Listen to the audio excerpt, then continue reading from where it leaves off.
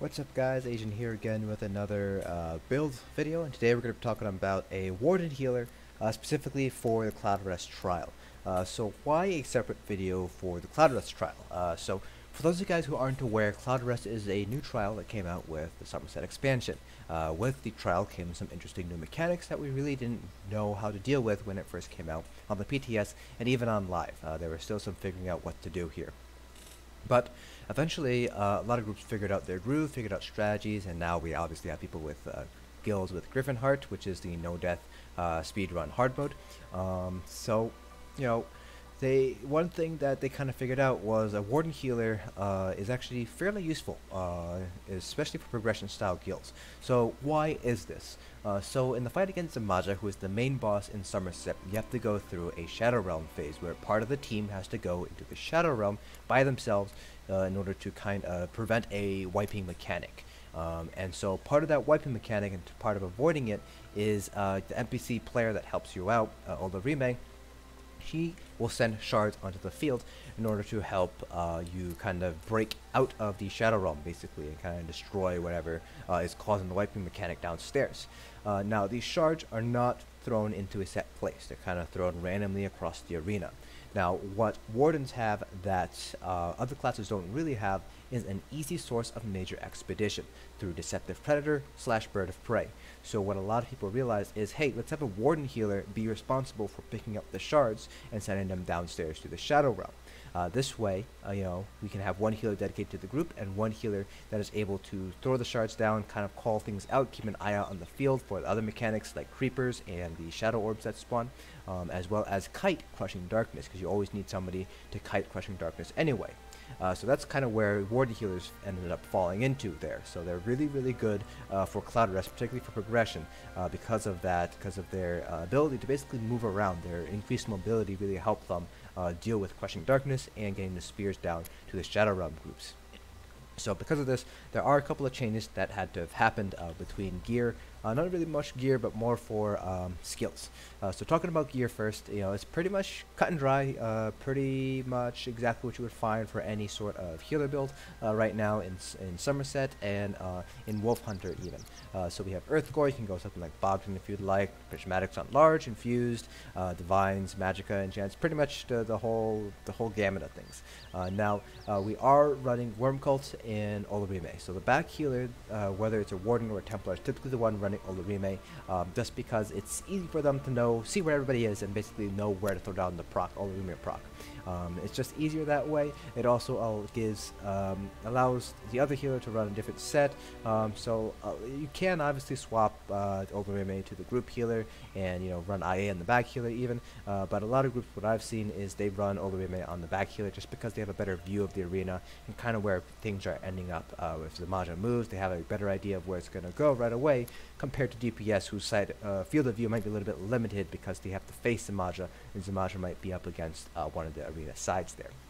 So that's why we have Olorime there. Worm Cult there is kind of an odd choice there. You can go with Sanctuary instead, but Sanctuary requires you to be within 10 meters, and since you're a little bit farther out, it's not going to be quite as effective up until Execute. Worm, however, has a 28-meter radius, so it will still be able to help out the groups, particularly because there's a lot of magic DPS now. So even though Nightblades don't really need Worm, it's always nice to have just in case for additional sustain, because Nightblades, magic DPS in general, are running different builds for Cloudrest versus typical trials, which can replace it with something like Mending or Sanctuary or any of the other healing sets you would normally run.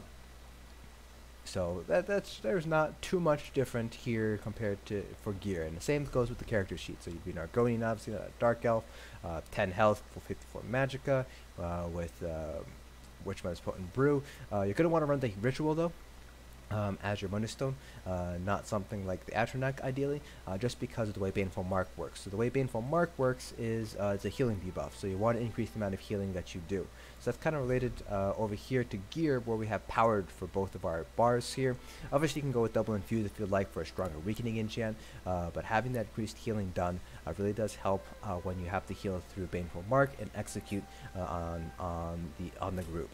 So that's why we have Ritual instead of something more traditional like the Atronach. So I personally prefer the Ritual, and I know a lot of healers I've talked to prefer Ritual as well. So that's really helpful there. Now skills, like I said, is going to be where the big differences lie. So you have the pretty much typical bar setup here. So you have Energy Orb, Healing Springs, Combat Prayer, Enchanted Growth, Ice Fortress, and Enchanted Forest. Because you're not going to be close to the group, it's better to run Ice Fortress compared to Expansive Frost Cloak for the additional minor protection. It does help out your survivability a little bit in case you do happen to get caught by Crushing Darkness, or you manage to hit an orb or something like that. It's just nice to have, or if you have an ad on you, for example. So that's one of those nice to haves. So in Enchanted Growth, you can kind of replace with any of the other typical abilities. You can do something like Reaching Vines if you want. So that's kind of up to you whether you want to do something like that. Now you do want to have Enchanted Growth here, just because, again, because of the way Baneful Mark works, you want really strong healing ultimates going off, and Enchanted Forest is one of those healing ultimates. Plus, if you use it when Baneful Mark goes out, you're guaranteed to get that additional 20 ultimate because it drops your health down to 10% when it's applied to you. So you always get the 20% the 20 ultimate back when you use Enchanted Forest in order to kind of combat Baneful Mark. Plus, it also gives you major mending, so that's pretty important to have. Now for your back bar, this is kind of where things change the most. So you'll notice first that we don't have Blockade. We still have Elemental Drain, but we drop Blockade because, again, since we're running around a lot, we won't necessarily be able to apply it to the boss that much. Plus, the Zamaja moves around a lot, so that's kind of a downside as well, but it's mostly because of the distance and mobility thing. You won't necessarily be able to put it down on Zamaja all the time. Now this skill here, Bone Surge, this is one skill that you don't really see used all too often. So why are we using Bone Surge? And that's we're using Bone Surge for the synergy effect. So when you activate, then the ally activates a synergy. It grants the ally and 3 other friendly targets, not including you, a damage shield that basically absorbs 100% of their max health for 6 seconds. Plus, it gives them major vitality, which increases their healing received by 30%. So combine this with your major mending, and it's really easy to heal DPS and tanks all the way back up to full after Baneful Mark has been applied. So that's why we have Bone Surge here. Now, off tanks and the other healer might also be running Bone Surge, but they can't activate their own synergies. So that's why you need to have more than one person running Bone Surge in Cloudrest. Typically speaking, it'll be the off tanks. But in Execute, a lot of times you're going to have 2 groups. You're going to kind of separate the DPS and healers into 2 groups. So the off tanks and the healers might not necessarily be next to each other. So a lot of times you have both off tanks and both healers running Bone Surge, or maybe even the main tank running Bone Surge for the major vitality. It's kind of up to you. There are some groups that have one healer drop Bone Surge, so it kind of depends on what the group thinks is best here.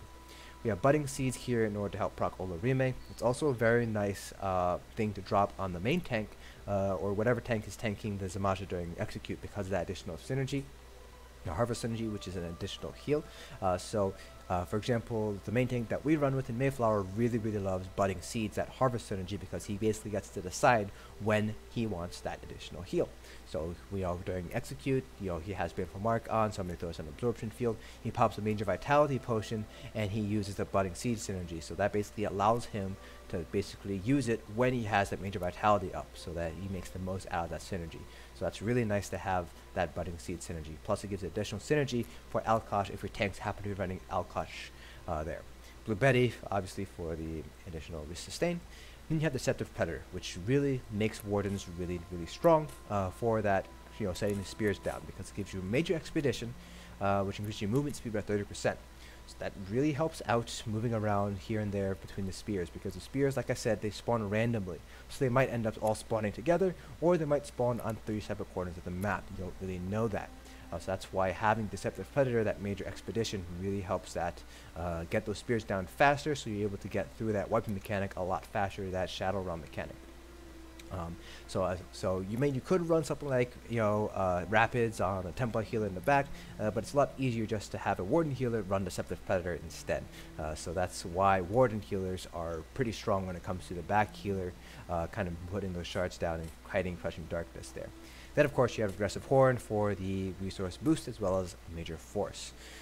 So that's pretty much kind of the differences here with kind of the Warden Healer, or rather the back healer, I should say, in Cloudrest. The main thing is you gotta have a little bit more mobility, because you have to kite Crushing Darkness, and you have to throw the spears down for the Shadow Realm team.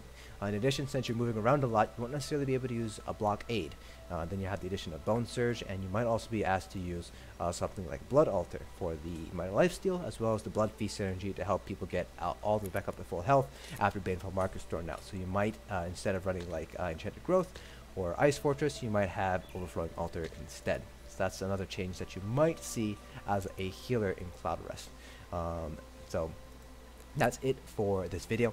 If you guys have any questions about back healing, you guys can watch some of my videos. I know it's from tank perspective, but you guys might be able to see what the back healer is doing.